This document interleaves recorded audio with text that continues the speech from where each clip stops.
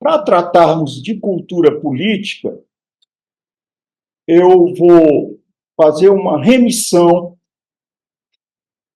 a dois pensadores de ciência política que se tornaram bem populares por causa de um programa de pesquisas que eles realizaram nos anos de 1950 e 1960.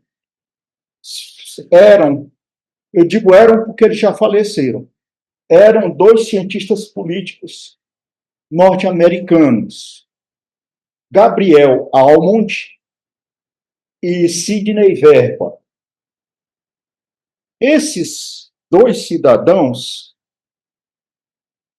com bastante financiamento, eu tive a curiosidade de saber quem financiava eles, e realmente eles fizeram um programa de pesquisa de grande fôlego. O que eles buscavam era o que é que faz determinados países terem uma democracia mais madura, mais consolidada, e o que faz com que outros países não tenham isso. Só que o campo de pesquisa deles englobou 5 países. Eles pesquisaram essa questão que eles chamavam, na época, cultura cívica. Depois passou a ser popularizado como cultura política. Mas eles pesquisaram, fizeram levantamentos, aplicação de instrumentos de pesquisa no Reino Unido, nos Estados Unidos da América, na Alemanha, na Itália, e para não dizer que eles não fizeram nada em relação aos países que eram chamados em desenvolvimento, aliás, até se chamava naquela época de terceiro mundo, eles também fizeram a mesma pesquisa no México. Pois bem, daí eles criaram uma tipologia de 3 tipos de cultura política. Uma que eles chamaram de cultura política paroquial, uma segunda que eles chamaram cultura política de súdito, subordinado, e outra cultura política participativa. No caso da cultura política paroquial, eles apontavam que é um tipo de cultura política onde existe uma baixa consciência, uma baixa compreensão da importância da política por parte dos cidadãos, da população como um todo. Uma participação, portanto, quase inexistente e um distanciamento da população para com as decisões que o Estado, com as suas instituições, toma. Então, esse é o tipo mais preocupante no sentido de sustentar uma democracia. Eles chamam de cultura paroquial. O segundo tipo, que é a cultura de súdito, os cidadãos reconhecem a importância da política, mas é algo também distante, também praticamente inacessível. E o comportamento dos cidadãos nesse tipo de sociedade é um comportamento de obediência passiva. Reconhecem a autoridade, mas esperam muito mais proteção do que influírem nos debates, nas questões, os problemas que interessam a toda a população. E o terceiro tipo de cultura política seria aquela que eles rotularam de uma cultura política participativa, em que a população é bastante envolvida, é consciente, o cidadão se sente apto a influenciar os rumos e cobrar as instituições para que elas realmente cumpram o seu papel em relação aos, aos interesses em geral da população. Bom, como falei, esse estudo ficou famoso, foi publicado em 1963, que me conste não tem tradução em português, mas é muito estudado. Quando eu fazia graduação em ciência política, tive acesso a esse texto.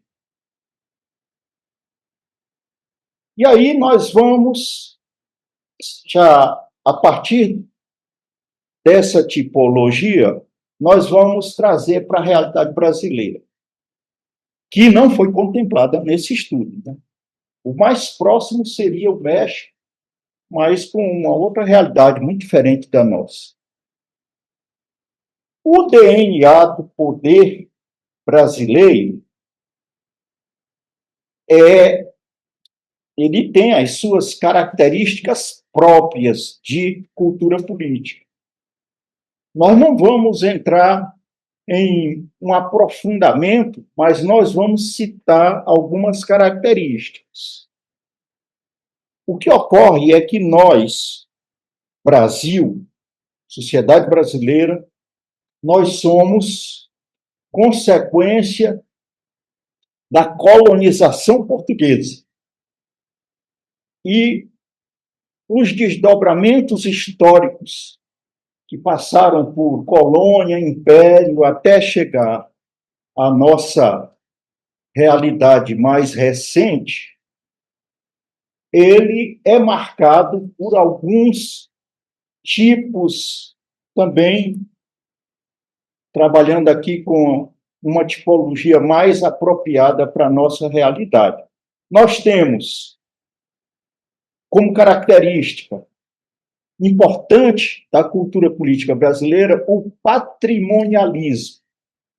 O patrimonialismo é muito forte. No nosso estado do Pará, os que estão no poder confundem o público com o privado, transformando tudo que é público, até onde for possível, em algo da família e dos amigos. Então, nós temos prefeitos que consideram que aquilo que é do município é deles, é da família deles, é dos amigos. Governador que considera, desde os seus ancestrais aí, que o Estado é dele, é o rei da Amazônia, né? Tem muita gente aí assistindo. Não quero sair preso. Bom, mas o patrimonialismo é essa coisa de achar que o que é do Estado é uma extensão da minha casa. É o meu patrimônio. Outra característica é o clientelismo. A cultura política brasileira é muito marcada por troca de favores, por lealdades pessoais, e com isso se faz também uma troca de apoio político e votos. Bom, você vota em mim, vota nos meus candidatos, e eu te dou um apoio. E há um círculo vicioso na política brasileira, no próprio calendário eleitoral. Os prefeitos são cabos eleitorais dos deputados estaduais e deputados federais. Como a eleição é de 2 em 2 anos, quando é o momento da eleição de prefeitos, aí passa a ser, o cabo eleitoral passa a ser o deputado federal com as emendas, com orçamento secreto, e também os deputados estaduais têm apoio dos prefeitos nos seus redutos. Cada deputado geralmente tem alguns redutos, com exceção, e aí tem uma característica da questão religiosa. Deputado, por exemplo, da Assembleia de Deus ou da Quadrangular, ele é votado em todos os municípios.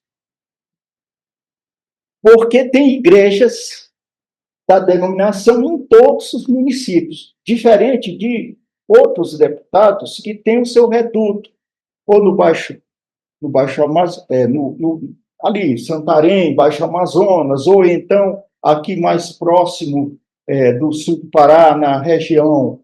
Então, aí tem isso. Mas quando é deputado, seja estadual ou federal, de igreja, ele é votado em todos os municípios. Temos aí o clientelismo. E a outra característica é o personalismo. Nossa política não é feita por programa. Ela é feita sempre buscando uma persona, um mito. Um palmito, né? É buscando um salvador da pátria. E aí nós vamos priorizar esse tipo de liderança em detrimento de programas, de projetos institucionais.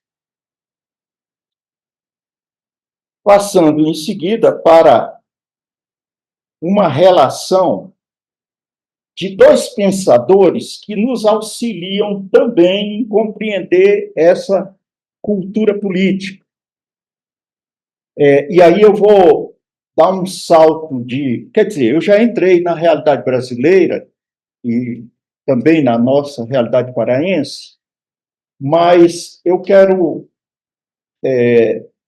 como falei, do início desses estudos, lá na década de 50 e 60, mas 30 anos depois, nós temos um pensador norte-americano chamado Robert Putnam. Bom, a pronúncia aqui é aportuguesada, certo? Estou pronunciando como está escrito. Robert Putnam.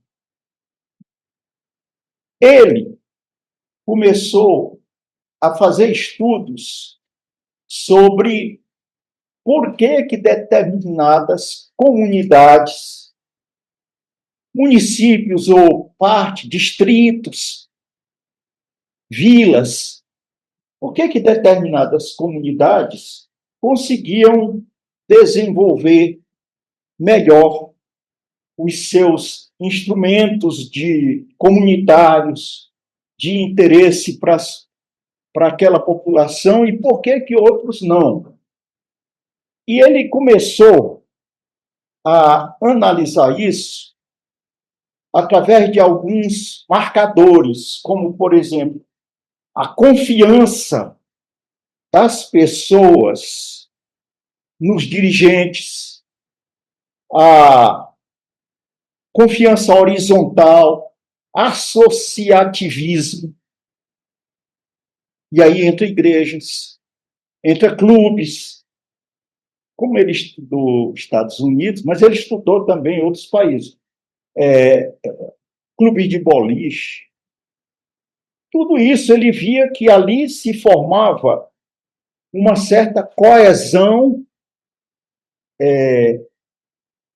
alimentada pela confiança mútua.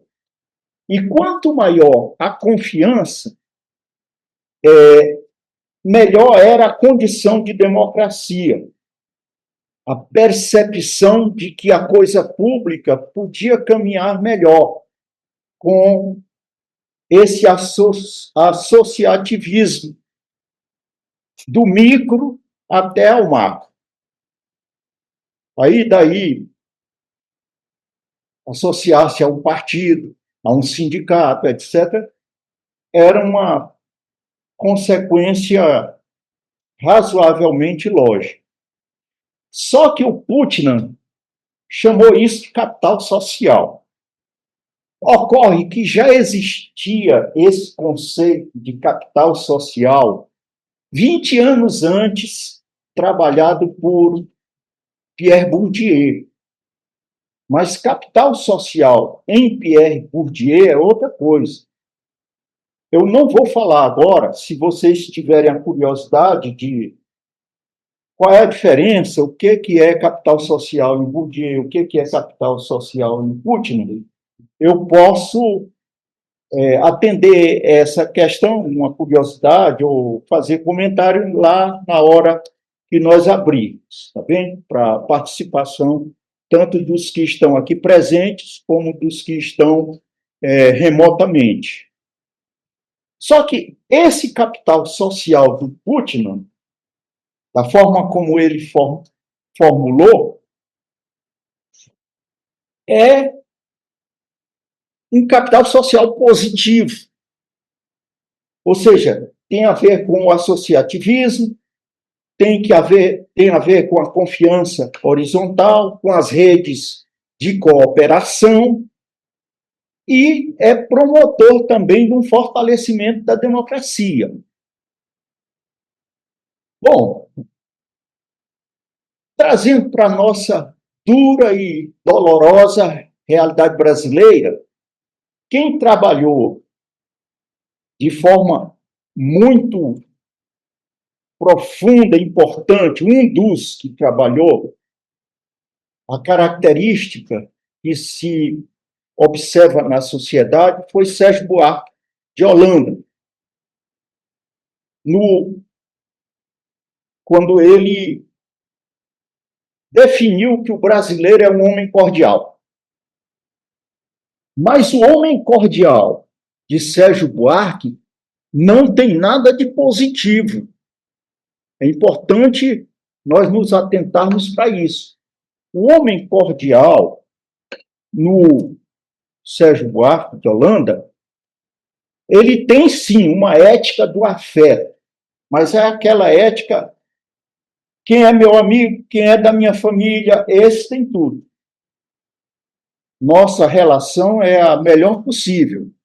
E tudo é resolvido na informalidade. Agora, para conseguir alguma coisa da prefeitura, do cartório, da repartição pública, de qualquer que seja, nós temos que ter amigo lá. Nós temos que ter alguém que abra as portas e que fure a fila e que nos ajude a alcançar o que a gente quer obter. Nesse sentido, o brasileiro evita a formalidade. Isso aí é a abordagem do Holanda, né, do Sérgio Holanda. O brasileiro evita a informalidade, evita a formalidade, a burocracia no sentido impessoal, preferindo laços íntimos que vão até a esfera pública. No caso dos estudos do Putnam, fazendo aqui essa relação, esse tipo de modo brasileiro de lidar, que foi estudado pelo Sérgio Buarque, ele diria que é o seguinte: é um comportamento de bolha, é na nossa bolha.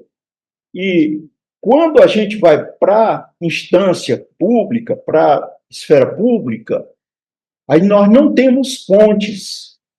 Elas são construídas sempre através de quem é meu amigo, de quem confia em mim, e aí não se estabelece também uma confiança nas instituições. Isso enfraquece a democracia. Bom, eu estou colocando essas coisas assim de uma maneira muito esquemática, às vezes até exagerada, mas nós podemos, no momento que abrirmos, nós podemos fazer crítica desses modelos, tanto do modelo do Gabriel Almond e do Verba, como do modelo do Putin, até porque esse modelo do Putin ainda está vivo, viu? Ele está com 85 anos. Porque o Putin, se os anteriores tiveram muito financiamento, o Putin teve muito mais, porque ele teve apoio do Banco Mundial, ele teve apoio do FMI e outras instituições, como Carnegie, uma fundação, Carnegie, uma fundação Ford, e uma dezena de fundações. E depois dele, teve um outro que fez um estudo em 100 países. É coisa de cientista americano. A nossa bolsa, olha. Muito bem. Seguindo, agora nós partimos para a parte 2, onde nós vamos trabalhar um pouco, assim, de modo bem abreviado, né? Mas com a promessa de aprofundar, se tiver tempo mais tarde, eu acho que vai ter tempo. Falemos da matriz religiosa brasileira. E aqui, desde o sincretismo, que é uma dimensão histórica na nossa matriz religiosa, até a explosão das correntes pentecostais e neopentecostais. É muita coisa, né? Mas nós vamos tocar assim, de forma bem sintética. Nós temos uma realidade religiosa, uma religiosidade brasileira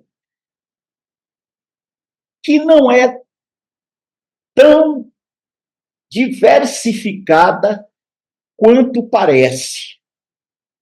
Porque se nós formos para os censos do IBGE, nós vamos sempre ter, pelo menos, 80% a 90% da população brasileira que tem alguma religião, que pratica alguma religião, ou que tem algum tipo de religiosidade, mesmo não frequentando nenhuma instituição religiosa, mas nós vamos ter de 80% a 90% cristãos. E até os que não são cristãos se dizem cristãos. A maioria dos pais de santo e mães de santa se dizem cristãos, apesar de a matriz religiosa deles não ser cristã. E isso não tem nenhum demérito. Seria importante que eles, por uma questão, alguns têm orgulho e afirmam com todo entusiasmo: eu não sou cristão. São os mais conscientizados, mais conhecedores da sua própria tradição.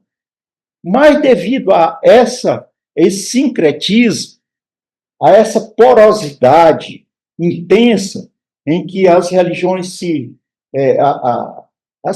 as características religiosas no campo popular, você vai encontrar esse entrelaçamento de tradições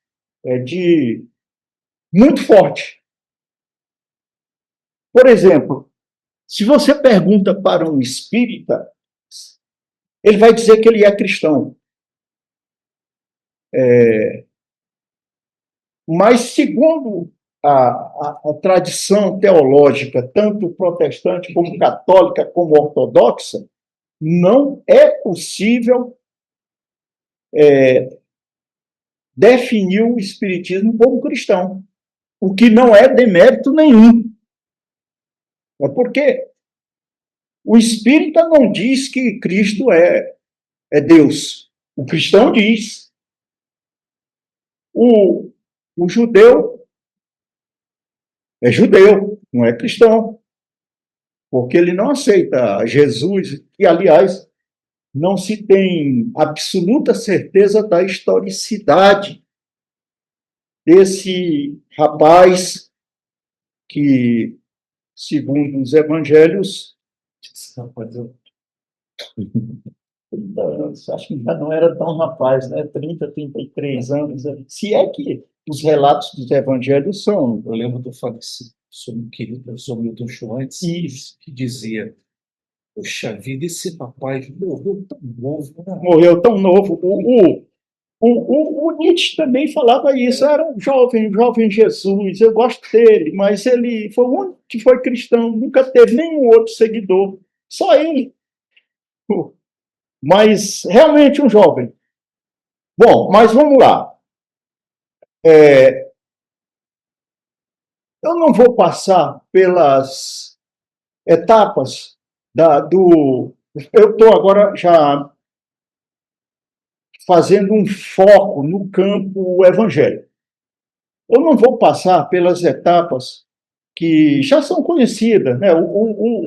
Os evangélicos chamados históricos ou protestantes históricos, eles entram aqui no Brasil no século XIX, mas o fenômeno que é mais recente e impacta a nossa democracia é o fenômeno pentecostal e neopentecostal, porque ele é muito mais identificado com a cultura política brasileira. Olha, batista, presbiteriano, metodista, não é muito identificado com a cultura política brasileira, não. Tem muito mais uma herança norte-americana. Já pentecostal, embora tenha muito uma carga genética dos Estados Unidos, mas a liderança pentecostal é uma liderança caudilha, são os coronéis da religião. Pastor no ambiente pentecostal e neopentecostal. Neopentecostal é até outra dimensão. Bispo e quem comanda as grandes igrejas, no caso neopentecostal, eles são CEO, eles são diretores de empresa. De Macedo, alguns dizem é o Papa da IUD. Não, ele é o presidente da multinacional que está em mais de 120 países, em torno disso. Ele é o presidente de um conglomerado de empresas, que inclui banco, construtora e várias outras coisas. Jatinho e várias outras coisas. Então, é um conglomerado, é um conglomerado de empresas que formam aquilo que é chamado de Igreja Universal do Reino de Deus. Mas voltando para os pentecostais são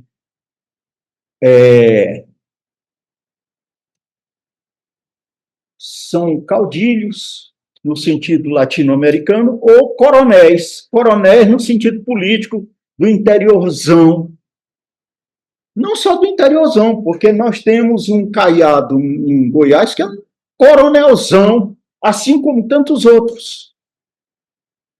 Ou a gente não sabe que o Hugo Mota, presidente da Câmara de Deputados, é um coronel, apesar de ser tão novo, um jovem, mas é um coronel velho, de práticas velhas.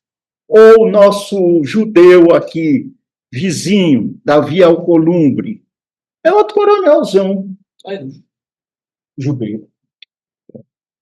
Fazemos qualquer negócio. Então, vamos à matriz que faz aqui uma comparação entre pentecostais e neopentecostais. Aqui nós temos, para simplificar, 4 características. O foco central do pentecostalismo era, mas ainda é, a prática dos dons espirituais, a ênfase nos dons espirituais e na emoção, enquanto que o neopentecostalismo, a ênfase maior é a teologia da prosperidade. Tem também a batalha espiritual, tem a teologia do domínio, mas eu estou aqui fazendo uma simplificação, o foco central é esse. Eu estou amparado aqui em autores como Ricardo Mariano, Maria das Dores Campos Machado e outros aí. Paul Fresta, etc. Quanto à visão de mundo, o pentecostalismo é muito moralista. Era, porque hoje em dia você vai no templo central da Assembleia de Deus aqui de Belém, é um desfile de moda. A separação do mundo. Você pode, eu não sei se o pessoal vai para o Guns N' Roses, capaz de ir, né? Mas que não é nada demais. Aliás, eu acho até bom, acho bom que vão para lá. Mas eles têm também o gospel que, apesar de não ter a mesma qualidade, quebra o galho, né? Então, no pentecostalismo ainda há esses traços de patrulhamento moral, de separação do mundo, enquanto que o neopentecostalismo ele está mais preocupado com o sucesso, prosperidade e conquista do mundo no sentido mesmo de ocupar os espaços de poder. Quanto à estratégia, enquanto o pentecostalismo mantém-se naquela pregação bíblica tradicional, bem emocional, em estilo, bom, mas também o cara é exagerado, Silas Malafaia. Eu acho que ele tem uns ataques, mas tem outros mais moderados, como o Sóstenes Cavalcante, que também é pastor,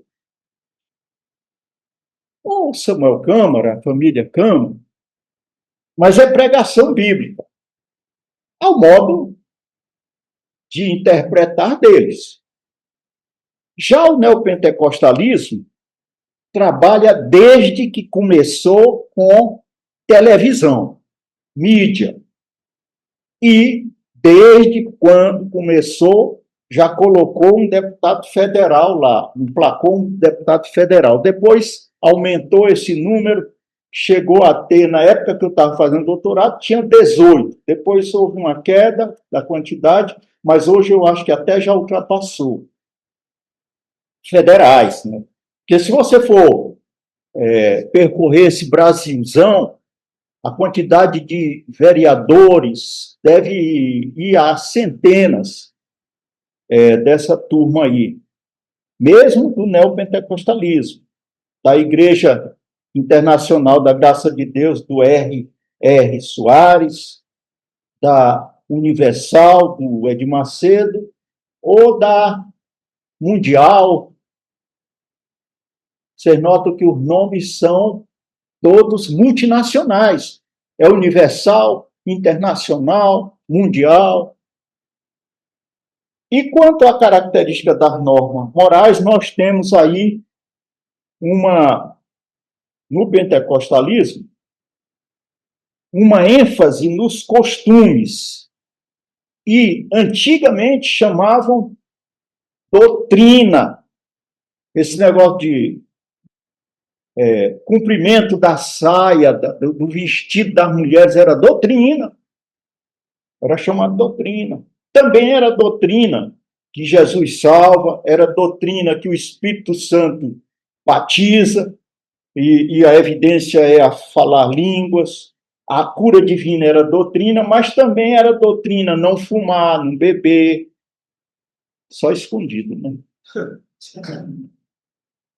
Bom, e no neopentecostalismo nós temos normas morais um pouco mais flexíveis, aliás, um pouco não, até muito flexíveis e pragmáticas. Desde que entregue o dízimo e as ofertas, está tudo bem. E aí nós vamos para um destaque aqui para a teologia da prosperidade, onde a fé ela é aferida, a fé é vida. É da poesia, né? De baixo nível. Mas a fé ela é considerada a partir da ascensão social. A fidelidade espiritual leva ao sucesso material e financeiro. E se você é um cara que, uma parte, 40% da população brasileira trabalhadora, população trabalhadora, ganha até 2 salários mínimos. Por quê? Falta fé. É essa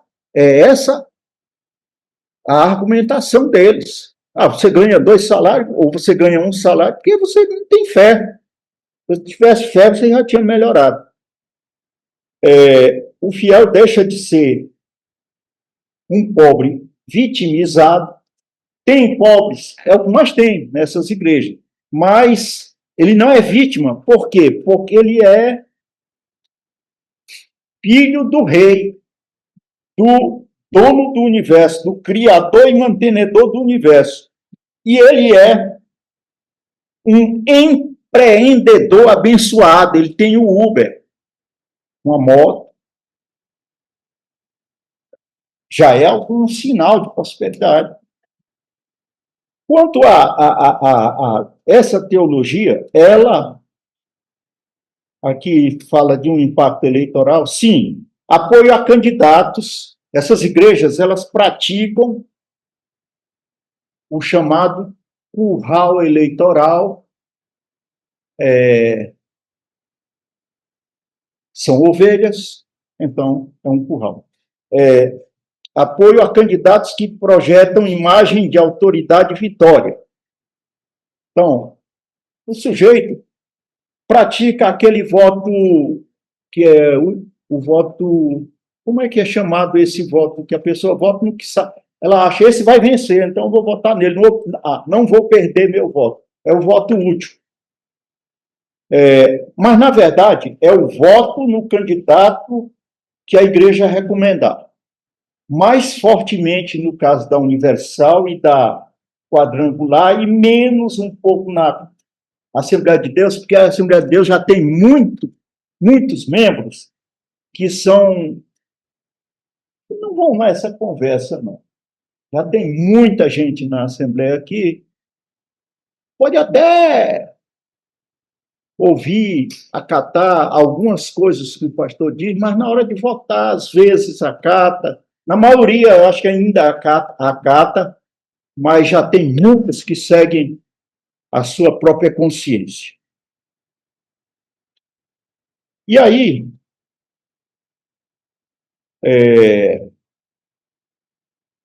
partimos para a última parte, a teologização da política,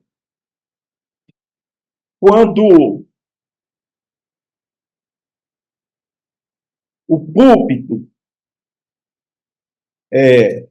contamina a urna e a urna contamina o púlpito. Quando o sagrado e o secular se fundem na disputa pelo poder. Bom, essa teologização da política é uma das formas mais poderosas hoje na nossa realidade do tempo presente, é uma das formas mais poderosas de destruir o Estado laico. Nós estamos passando por um processo galopante de destruição do Estado laico. Embora ele conste na Constituição, maneira de finge, e ele conste no papel. Na prática, não tanto. E aí entramos também com um destaque que é, dentro desse tema da teologização da política, que é a teologia do domínio. Bom, sobre isso eu posso falar depois, porque são várias organizações no Brasil que não estão propriamente na Assembleia de Deus, nem na Quadrangular, mas que estão fortemente presentes. Recentemente teve no Mangueirão Descende. A tradução é os enviados, os missionários, né? Transformam jovens em pessoas com uma missão para ocupar as 7 montanhas, ou 7 montes. Que são essas 7 montanhas? Eles são doutrinados e orientados desde bem adolescentes, jovens, são doutrinados principalmente por um movimento chamado Dunamis, quer dizer dinamite, né? Poder. Eles são orientados nas universidades, através das pocket bolso, né? Grupos pequenos, até esses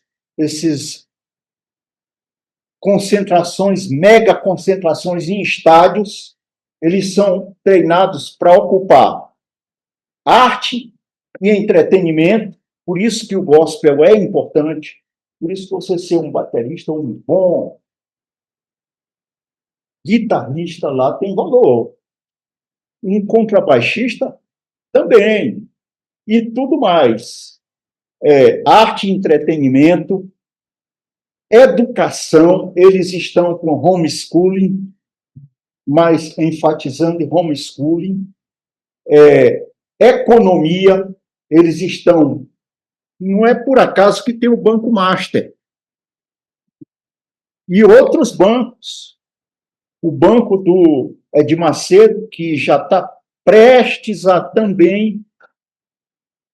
Já está falido. Só falta o Banco Central botar ele e afundar lá e botar a última pá de cal. Mas arte, educação, economia são os 7 montes. Família, mas família tem que ser homem e mulher.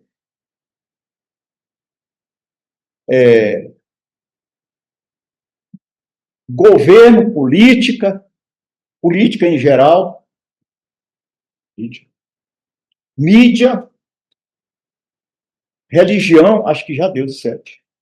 Religião. Em todas essas áreas da sociedade, a pessoa, essas igrejas e esses movimentos estão ocupando com estratégias bastante ousadas de conquista.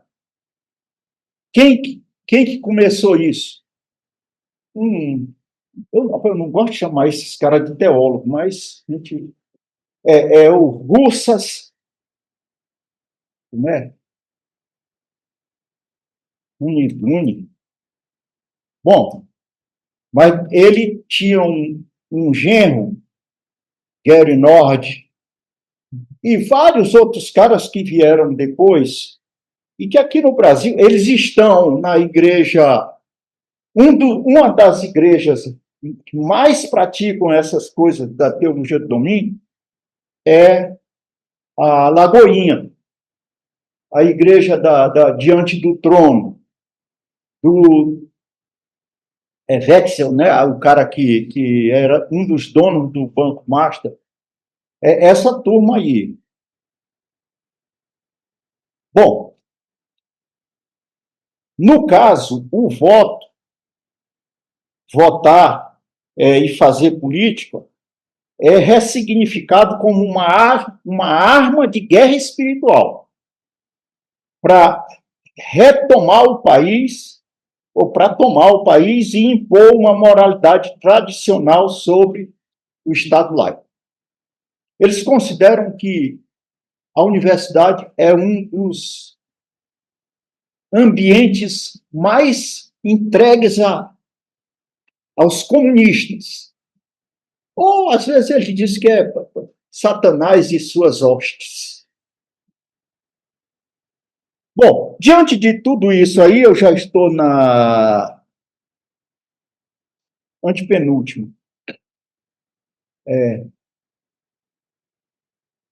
projeção aqui.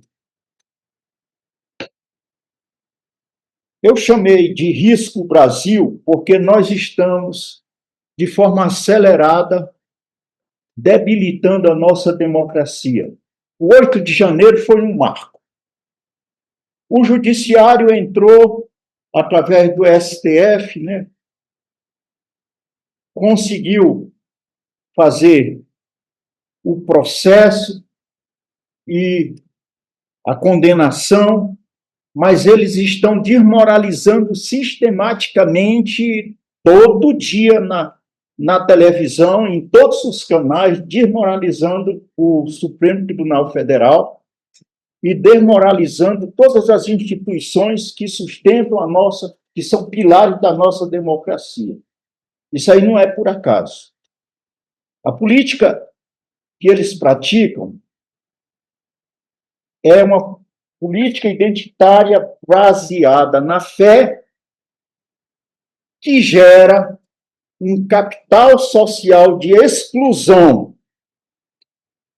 Ou seja, é o oposto do que o Putin trabalhava, que ele falava de um capital social de criador de pontes entre essas instâncias todas, criar pontes, essas instâncias institucionais.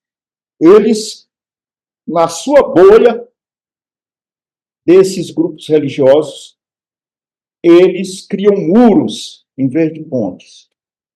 E trabalham com um reacionarismo golpista, que neste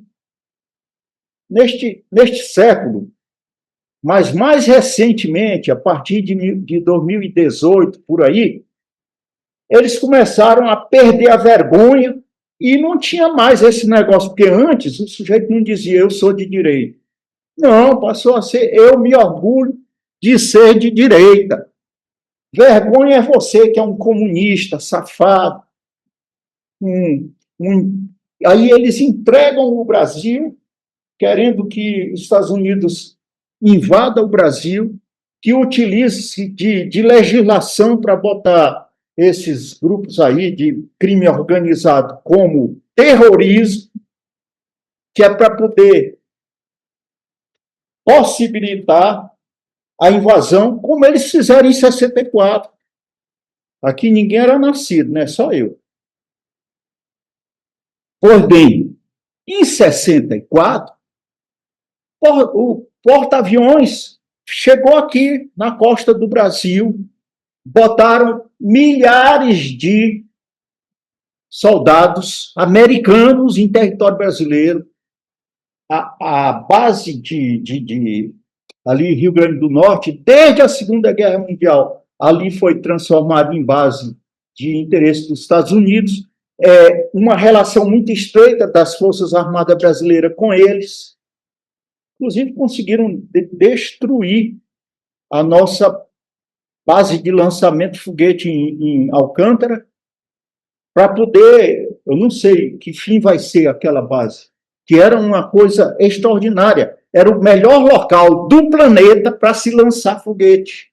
Mas eles ficam nessa cobiça toda. Os franceses têm uma aqui, Goriú, aqui na Guiana Francesa, mas não é igual a de Alcântara. Alcântara é melhor localizado. Gasta muito menos combustível. Bom, então, nós estamos diante de um risco, Brasil, de uma polarização que todos nós conhecemos, com um forte componente religioso. E aqui eu vou encerrando, dizendo que espero ter trazido algumas dúvidas que permitam alimentar algumas reflexões e fica.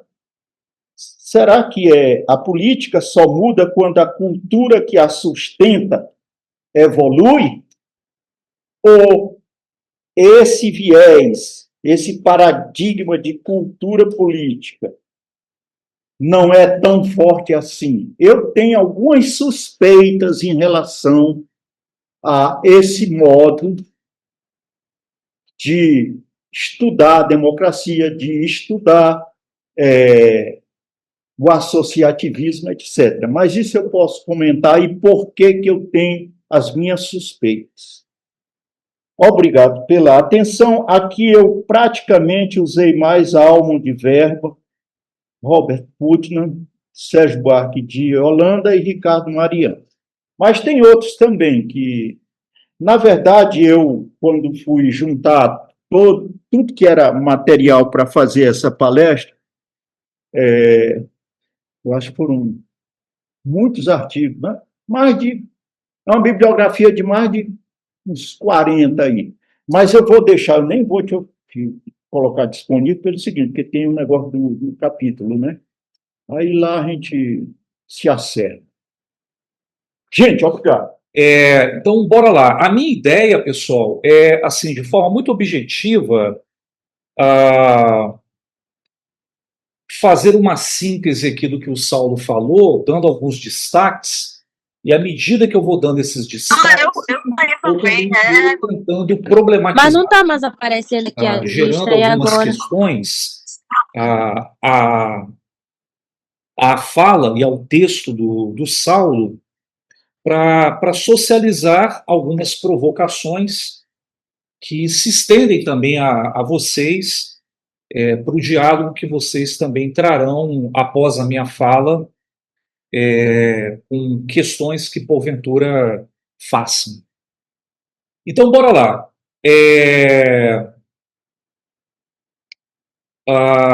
O título que o Saulo colocou originalmente, que ele passou para mim, foi Cultura Política e Religiosidade no Brasil, o título da aula, né? Das raízes históricas à teologização da política.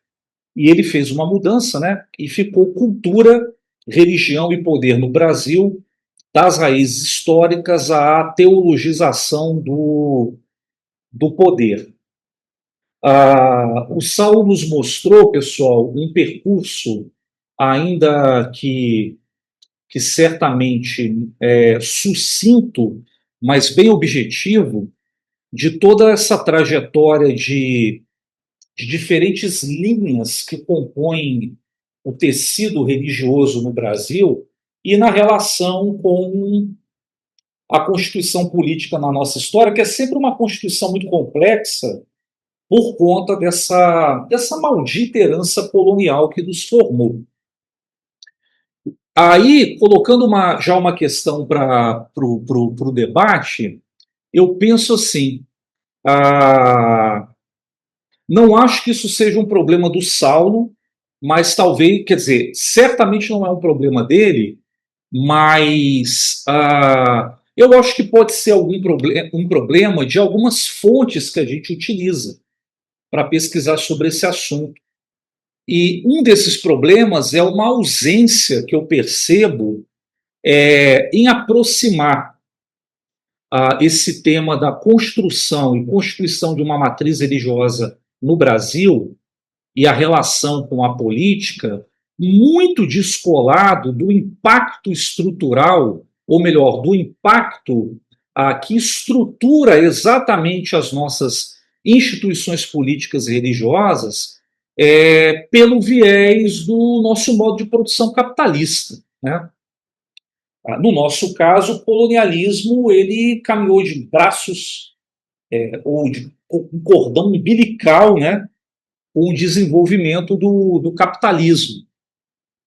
E eu acho que a gente não pode discutir essa relação entre religião e política no Brasil fora dos impactos dessa estrutura capitalista que nos forma, né?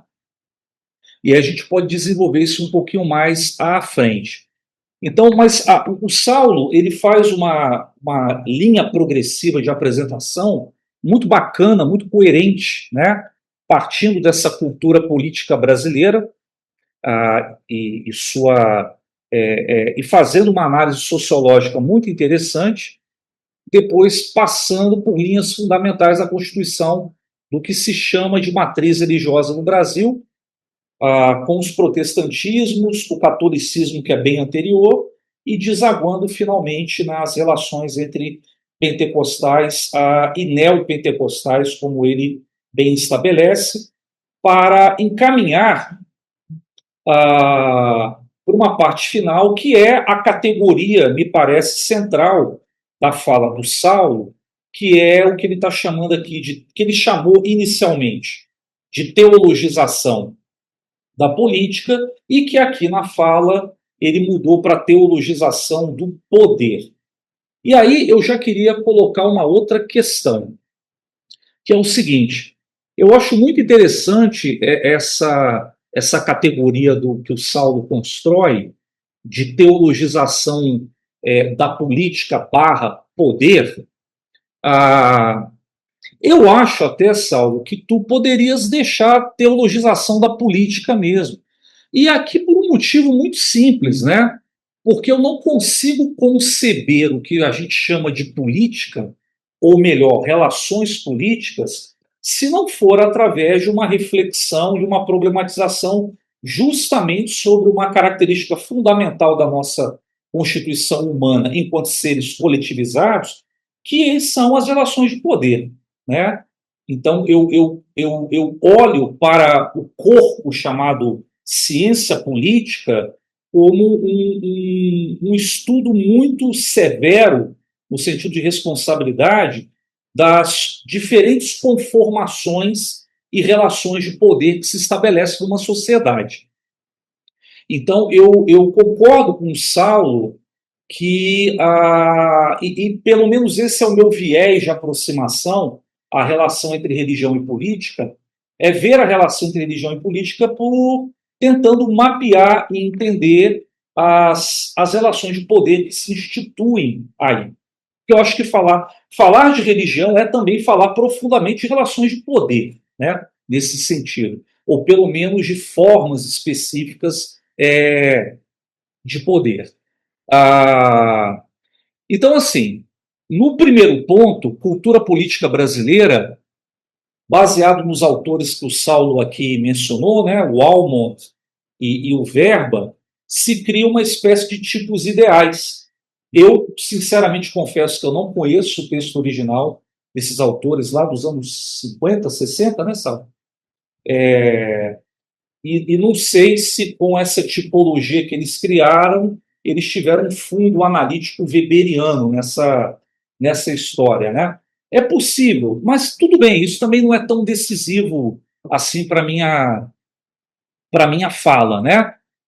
O que eu quero dizer é, é que eu sempre acho que a gente deve ter uma leitura mais da contradição e da ambiguidade quando, por exemplo, a gente lança mão de tipologias para qualificar estruturas, fenômenos, instituições sociais e por aí vai.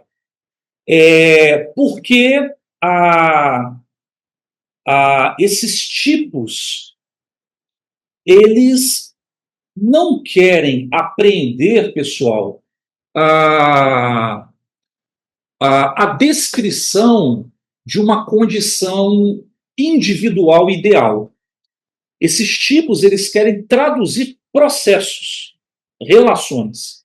Então, quando se fala, por exemplo, vamos criar aqui um exemplo, né? O pastor cliente, né? Ou o padre cliente, né? E por aí vai. A gente não está pensando em figuras históricas específicas, a gente está pensando em relações exatamente que o fenômeno da religião aí delimitado estabelece com a sociedade brasileira, em particular com os sistemas políticos brasileiros. O problema que eu vejo ao dizer isso é que muitas vezes, quando a gente enuncia termos como clientelismo, patrimonialismo, personalismo. O problema é quando a gente toma. Veja, eu não estou dizendo que o Saulo o faz, mas é que ele traz uma fala que me permite lançar esse alerta, digamos assim, para nós que estudamos e pensamos a realidade brasileira. Mas essas categorias, muitas vezes as pessoas usam de uma forma muito estática, né? Muito definidora, perdendo o viés do processo que esses tipos querem traduzir.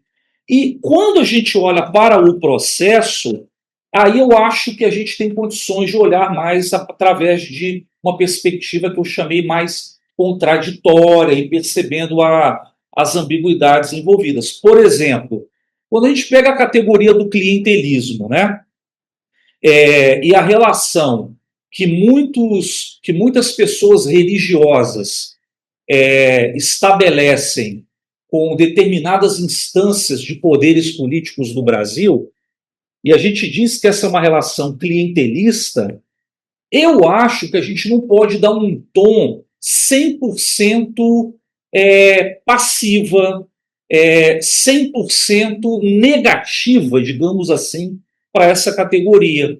Porque é claro que se você toma a imagem do cliente, né, o cliente está fazendo negócios, né?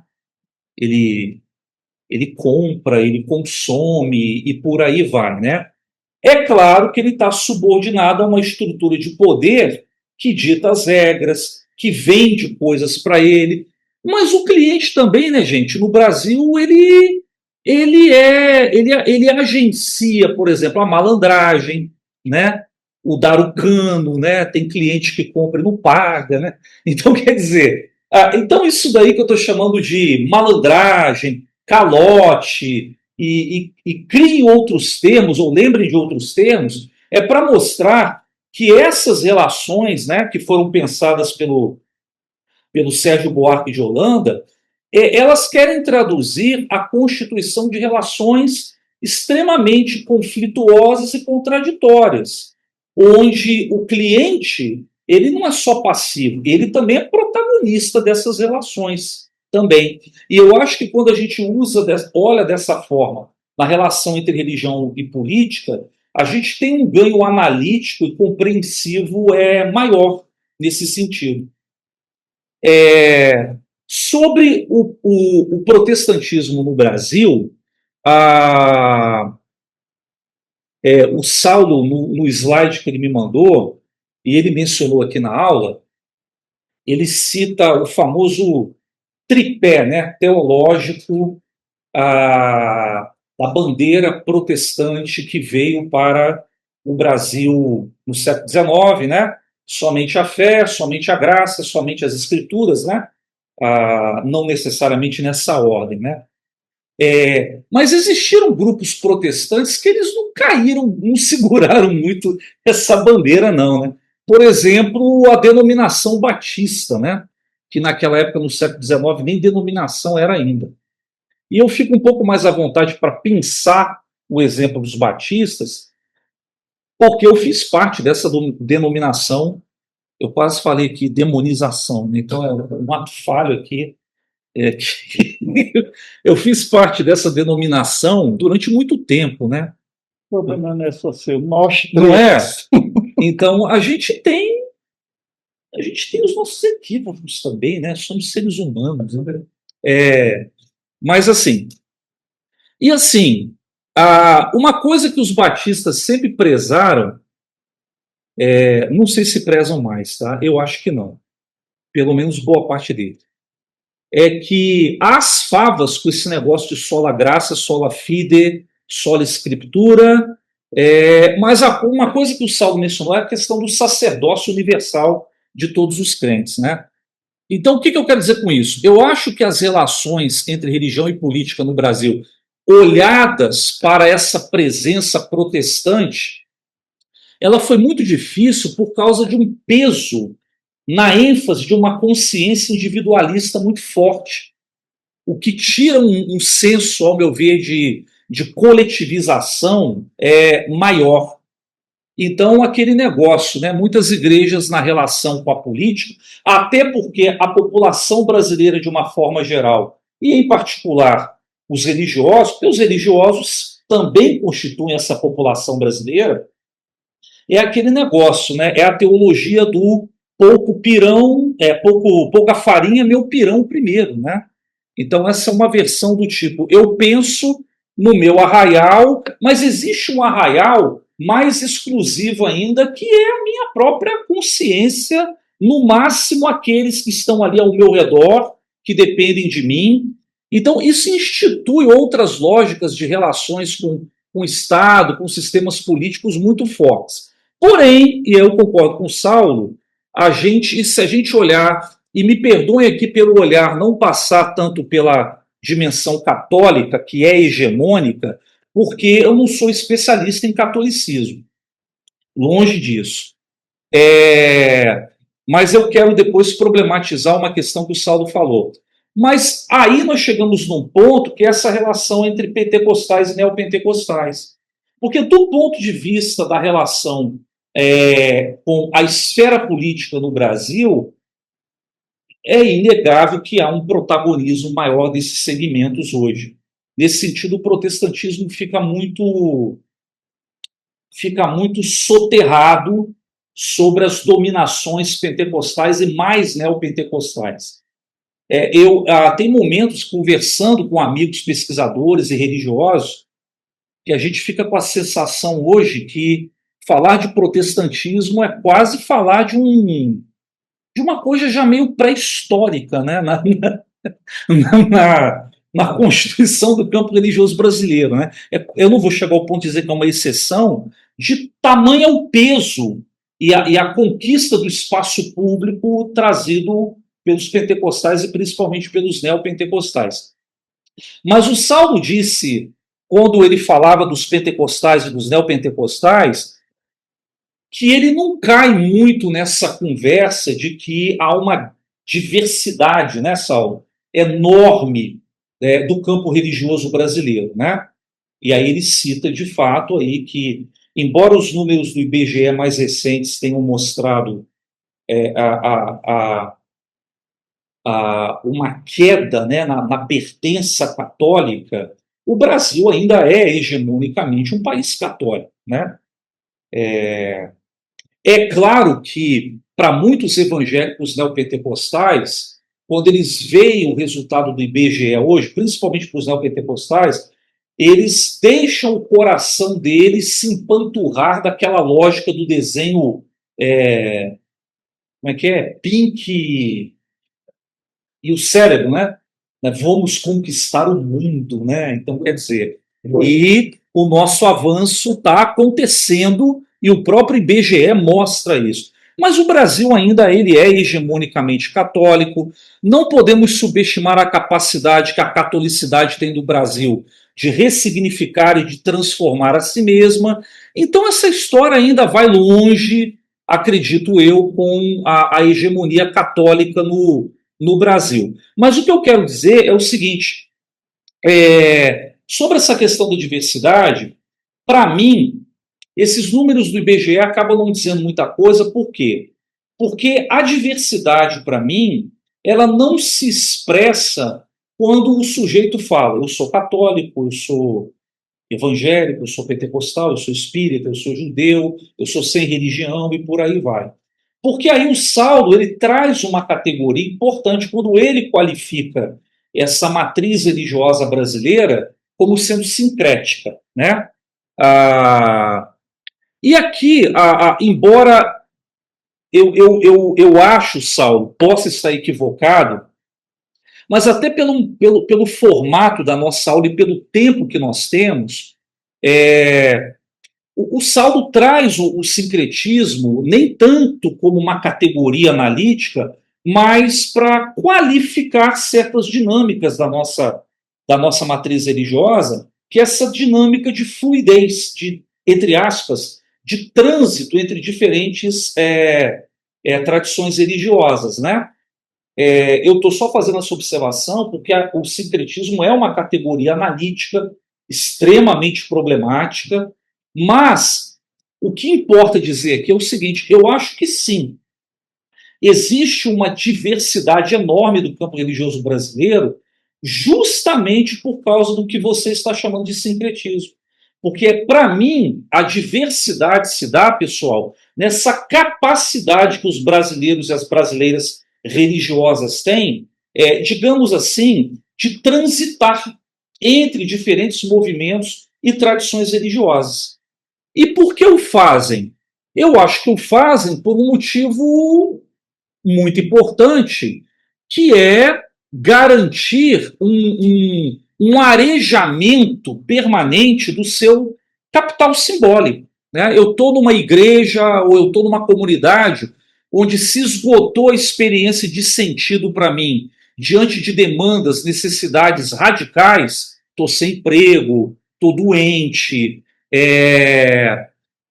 preciso ter um sentido maior para votar em fulano, em Beltrano, etc. Aquela comunidade, nos seus símbolos, ela já não me satisfaz, eu migro para outra, porque lá eu vou provavelmente aumentar o meu capital simbólico. Eu vou ter contato com outras interpretações, né? Isso vai me ajudar. Eu acho que isso daí é uma mola propulsora que constitui o campo religioso brasileiro muito fortemente nesse sentido. Bom, eu tenho mais 10 minutos, então eu vou passar exatamente, voltando então agora especificamente sobre a relação, Saulo, que você estabelece entre pentecostalismos e neopentecostalismo, muito esquematicamente, né, no quadro que você mostrou aqui para nós. Eu vou te confessar uma coisa: eu não gosto muito dessas coisas versus, porque eu acho que isso pode nos induzir a, a, a aprender, digamos assim, um fenômeno religioso em características identitárias, mas que podem perigosamente perder de vista, insisto nisso, no processo, no trânsito. Porque tem características que o Saulo colocou aqui. Assim, das características propriamente ditas, eu concordo. Eu acho que esse não é o maior problema. O problema é que eu acho que a gente tem que olhar também para zonas mais cinzas, né, de entrelaçamentos, porque tem características que o Saulo atribuiu aos neopentecostais que está certo, concordo, é dos neopentecostais, mas não sei se não seria também dos pentecostais e vice-versa. É claro que matizado pelo período histórico atual, né? Por exemplo, a questão do uso das mídias. É claro que eu posso falar que os pentecostais, por terem surgido antes, né, anos 60, anos 70, começaram a ter um grande crescimento, as mídias naquela época eram rádio, né, televisão, mas ainda o rádio. Hoje é a internet, esse mundo virtualizado. Ah, e eu acho que há um esforço de vários segmentos fora do neopentecostalismo que se apropria disso, né? Porque isso é uma forma de você manter, inclusive, uma lógica de sobrevivência, né? Se você não acessar essas mídias hoje, provavelmente você não cria as condições de reprodução social do seu próprio grupo, né? E você morre, né? Digamos assim. Eu lembrei aqui do Marx, né? No livro 1 do Capital, né? Crítica à economia política. O Marx, de uma forma meio irônica, né? Ele vai dizer, né? Olha, o lance não é discutir somente as características do modo de produção capitalista. A gente não pode falar só de produção. A gente também tem que falar de reprodução. Então a gente tem que entender como o próprio capitalismo cria suas próprias condições para se perpetuar, né? Eu acho que isso é interessante para a gente pensar como é que fenômenos religiosos no Brasil hoje criam as suas próprias condições para se manter. Senão o fenômeno social acaba, né? E aí eu acho, Saulo, que os neopentecostais, mais do que nunca, eu concordo, eles conseguem ler a política no Brasil hoje como um elemento essencial que garante a própria reprodução social e simbólica deles, né? Então eles conseguem acessar isso muito bem, talvez melhor do que todos esses movimentos religiosos que os antecederam. Eu não estou fazendo aqui juízo de valor, tá? Eu estou tentando entender o processo, tá? Nesse sentido. Por isso, Saulo, colocando uma provocação para todos nós, eu estou de total acordo quando você fala em teologização da política ou do poder, pelos termos que você justificou aqui. Mas eu gostaria de colocar entre aspas, uma perna outra aí para estabelecer uma relação dialética. Ou seja, não somente falar de teologização da política ou teologização do poder, mas também falar de uma politização da teologia ou uma politização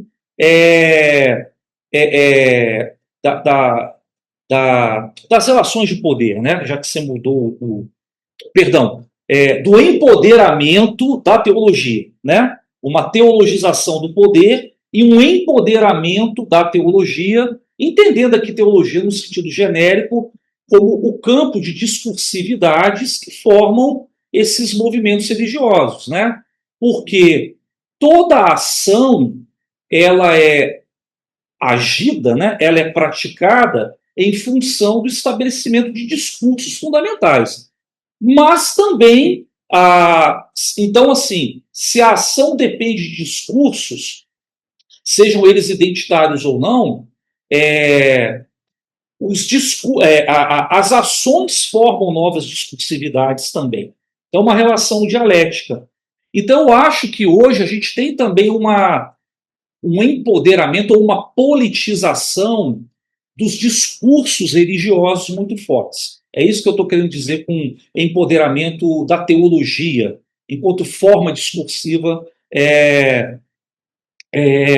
desses grupos. E isso eu acho que é muito importante porque os neopentecostais, dentro do arraial religioso evangélico, tá? Eu não vou extrapolar isso para todo o campo religioso. Talvez os neopentecostais tenham entendido melhor do que ninguém no meio evangélico de que aquele negócio, né?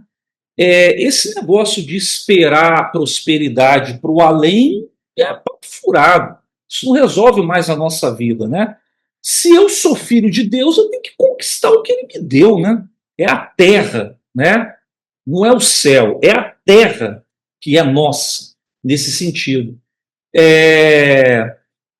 Então, e o que é a terra, senão um símbolo constituído radicalmente pela política? Porque a política que me garante eu dominar as regras do jogo que me faz habitar a porra dessa terra. Desculpa aí a expressão.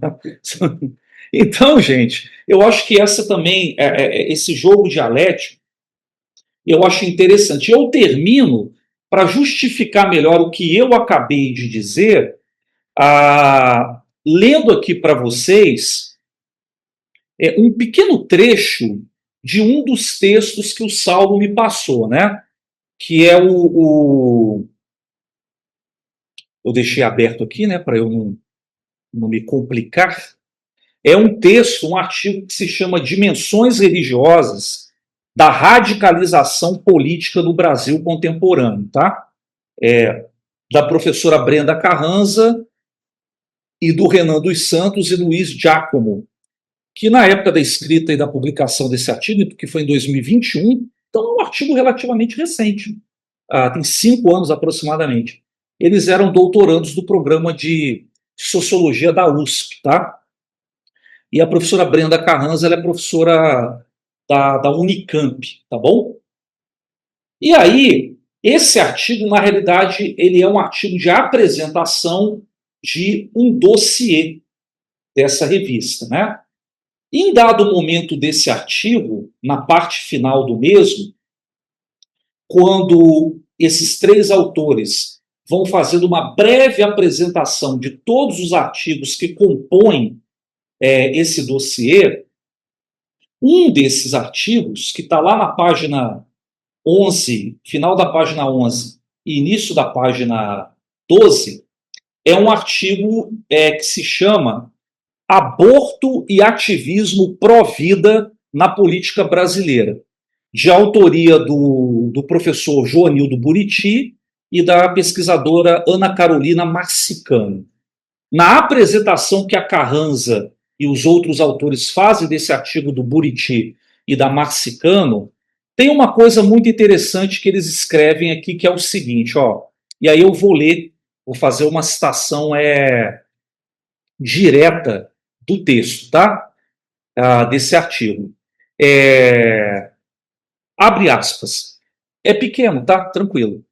De acordo com a autora e o autor, se referindo a Marcicano e ao Joanildo Buriti, a questão do aborto e as pautas relacionadas à sexualidade e gênero propiciam um cenário fecundo para a defesa parlamentar de pautas moralizantes, né? Principalmente de parlamentares evangélicos, mas também de parlamentares católicos também, uma perspectiva mais conservadora. E de claro interesse religioso, travestidas de defesa dos valores tradicionais da família e da vida. Especialmente nesses assuntos, a habilidade discursiva desses grupos fica evidente. Olha só, não se trata de ser contra o aborto, mas a favor da vida. Não se trata de negar direitos à população LGBTQIAP+, mas de valorizar a importância da família tradicional como célula primeira da sociedade. Ao inverterem os sentidos narrativos, conseguem consolidar uma imagem de defensores de direitos e valores, quando, na prática, procuram sabotar as garantias e direitos fundamentais em uma sociedade pluralista. Então, eu acho que isso aqui é apenas um exemplo que ilustra aquela relação de ambiguidade, de contradição, né? E termino, né? O meu tempo esgotou e termino dizendo o seguinte: sinceramente, toda vez que eu me meto a discutir as relações entre política e religião no Brasil, e mais ainda quando a gente delimita a análise dentro do campo religioso nos movimentos evangélicos, e mais ainda nos movimentos neopentecostais, eu confesso uma impotência e uma ansiedade, entre aspas, enorme. Por quê? Porque eu me sinto completamente refém do seguinte: quando se trata de fazer uma analítica das relações políticas, portanto, de poder, com os agentes religiosos em curso, vale aquela frase do dominador Roberto Marinho, né, falecido manager do Sistema Globo aí, né? A verdade está muito mais naquilo que não é dito, naquilo que não aparece, do que aparece. A merda é isso, né? Nessa relação entre religião e política, eu me angustio porque é muito difícil acessar o não dito, né? O que não aparece. Embora essa é a nossa tarefa enquanto cientistas, acessar essa fundura. Mas que merda, cara, isso dá uma dor porque você está lidando com poderes enormes, né? Então a sensação que eu tenho, aí eu termino me referindo ao Saulo, né? O Saulo usou essa expressão, o risco Brasil na atualidade, e a outra expressão que você colocou, Saulo, foi... eu anotei aqui em algum lugar. Tá, o risco Brasil, ele nos coloca hoje perigosamente na beira do abismo novamente, né? Aí eu lembrei, desse rompimento radical, porque os agentes políticos religiosos, no caso, um certo hegemonismo neopentecostal, por exemplo, nas instâncias políticas institucionais, principalmente no legislativo, tanto em âmbito municipal, estadual quanto federal, esses caras fazem um jogo muito perigoso, né? Eles esgarçam o tecido democrático até o limite. O problema é que esse tecido chamado democracia, nos últimos anos, né, ele já foi muito esgarçado. Então, por exemplo, se a relação hegemônica entre evangélicos, hegemônica e política no Brasil continuar sendo pautada, por exemplo, pela direita e pela extrema-direita, o tecido não vai aguentar, porque ele já está muito esgarçado. Então, essa é a minha angústia, sabe, Saulo? A minha ansiedade que eu citei. Eu fico imaginando, se uma porra de um Flávio Bolsonaro é eleito o novo presidente do Brasil, né? Para mim, esse tecido da democracia vai tocar de vez. A gente não vai aguentar muitos anos a mais dessa pressão da extrema-direita, né? O que eleva a importância das nossas ações do campo democrático, do campo progressista, né? Independente de que espectro da esquerda você se situa, fundamental, né? Fundamental. Então é isso, gente. Obrigado aí desculpa, eu passei 5 minutinhos. E eu acho que o jogo é esse, né? Do debate, da gente provocar, da gente problematizar e ouvir vocês agora, né?